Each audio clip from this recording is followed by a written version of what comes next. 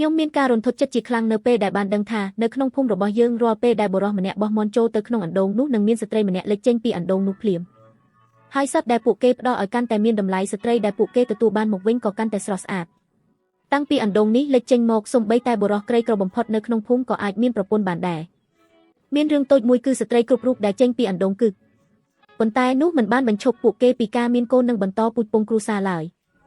ការដោះដូរកំពុងប្រព្រឹត្តទៅអ្នកជិតខាងរបស់យើងឈ្មោះផលបានផ្ដល់សត្វជៀមដ៏រឹងមាំនិងមានសុខភាពល្អមួយក្បាលមេធ្មប់ដែលយាមអណ្ដូងនោះច្បាស់ជាពេញចិត្តពិធីនេះបានចាប់ផ្ដើមនៅពេលដែលសត្វជៀមរស់ត្រូវបានគេបោះចូលទៅក្នុងជម្រៅអណ្ដូងមួយសន្ទុះក្រោយមកដៃដ៏ស្លេកស្លាំងនិងទន់ភ្លន់មួយបានលូកចេញពីអណ្ដូងហើយស្ត្រីដ៏ស្រស់ស្អាតម្នាក់ត្រូវបានទាញឡើងផលមានសេចក្តីត្រេកអរជាខ្លាំងហើយមិនអាចរងចាំក្នុងការនាំនាងទៅផ្ទះបានទេអ្នកភូមិមើលដោយការច្រណែន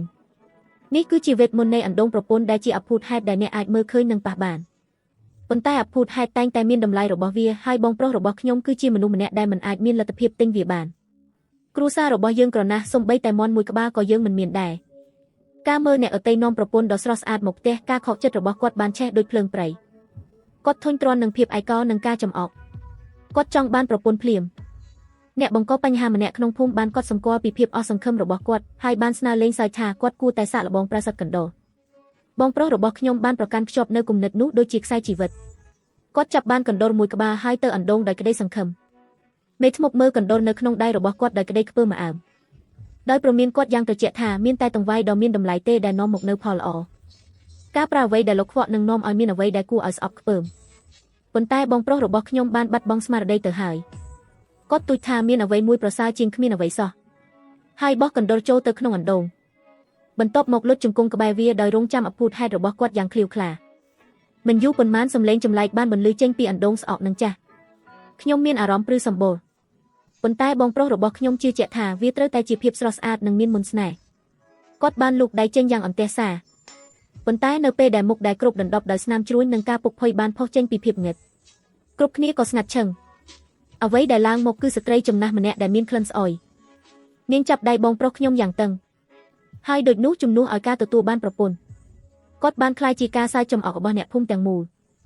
នៅឯពិធីមង្គលការរបស់ផលគាត់ត្រូវបានគេចំអកយ៉ាងចំអ្នកភូមិនិយាយលេងសើចថាហេតុអ្វីបានជាគាត់មិននាំប្រពន្ធកណ្ដុររបស់គាត់មកជាមួយសំណើចនេះមួយចាក់ទម្លុះមោទនភាពរបស់គាត់ដូចជាមចូលកំហឹងនឹងការអាក់អន់ចិត្តចាប់ផ្ដើមដុះក្នុងខ្លួនគាត់ហើយគំនិតងឹតនិងរមួលក្រពើបានចាក់ឫសអ្នកភូមិម្នាក់និយាយលេងសើចថាជំនួសឲ្យការប្រើកណ្ដុរគាត់គួរតែបោះខ្ញុំចូលទៅក្នុងអណ្ដូងប្រហែលជាគាត់នឹងទទួលបានអ្វីដែលប្រសើរជាងនេះមកវិញពាក្យទាំងនោះត្រូវបានគេនិយាយយ៉ាងស្រាលប៉ុន្តែបងប្រុសរបស់ខ្ញុំបានយកវាជាការពិតមិនយូរប៉ុន្មានឱកាសក៏មកដល់ឪពុកដែលញៀនល្បែងរបស់យើងបានបាត់បង់អ្វីទាំងអស់ហើយមានគម្រោងលក់ខ្ញុំដើម្បីយកលុយបងប្រុសរបស់ខ្ញុំធ្វើពុតជាខឹងដោយនិយាយថាគាត់នឹងជួយខ្ញុំឲ្យរត់គេចខ្ញុំជឿគាត់ហើយដើរតាមគាត់ដោយមិនស្ទាក់ស្ទើរប៉ុន្តែខ្ញុំមិននឹកស្មានថាគោលដៅដែលគាត់បានសន្យានឹងក្លាយជាអណ្ដូងដែលលេបត្របាក់អ្វីទាំងអស់នៅក្នុងគំនិតដ៏រមួលក្រពើរបស់គាត់ខ្ញុំគឺជាដង្វាយដ៏មានតម្លៃបំផុតដែលគាត់អាចផ្ដល់ឲ្យគាត់ចង់ដោះដូរខ្ញុំសម្រាប់ស្ត្រីដ៏ស្រស់ស្អាតឥតខ្ចោះនរណាម្នាក់ដែលនឹងស្ដារមោទនភាពរបស់គាត់បានរុំខ្ញុំដោយក្រណាត់ខ្មៅដោយខ្លែងបន្លំខ្ញុំជាឆ្កែខ្មៅដ៏កម្រហើយនាំខ្ញុំទៅអណ្ដូងមេធ្មប់មានអារម្មណ៍ថាមានអ្វីមួយខុសឆ្កែនេះស្ងាត់ពេកស្ទើរតែដូចជាវត្ថុគ្មានជីវិតប៉ុន្តែបងប្រុសរបស់ខ្ញុំបានជំរុញឲ្យនាងចាប់ផ្ដើមពិធីយ៉ាងឆាប់រហ័សដោយស្ទាក់ស្ទើរនាងក៏យល់ព្រមកញ្ចប់ពណ៌ខ្មៅត្រូវបានបោះចូលទៅក្នុងអណ្ដូងអំដោយការស្រែកដ៏ខ្លីនិងគួរឲ្យភ័យខ្លាចទឹកបានកូរយ៉ាងខ្លាំងហើយលើកនេះអ្វីដែលចេញពីខាងក្រោមលែងជាសំឡេងមនុស្សស្រីទៀតហើយប៉ុន្តែជាសំឡេងដ៏គួរឲ្យភ័យខ្លាចលាយឡំជាមួយនឹងសំឡេងក្រហមរបស់សត្វសាហាវបន្ទាប់មកដៃមួយបានលូកចេញពីអណ្ដូងវាគ្មានកំហុសនិងល្អឥតខ្ចោះបងប្រុសរបស់ខ្ញុំមានសេចក្តីត្រេកអរជាខ្លាំងហើយបានទាញដោយអស់ពីកម្លាំងរបស់គាត់ប៉ុន្តែនៅពេលដែលក្បាលកូនក្រមុំបានផុសចេញពីភាពងឹតស្នាមញឹមរបស់គាត់ក៏កក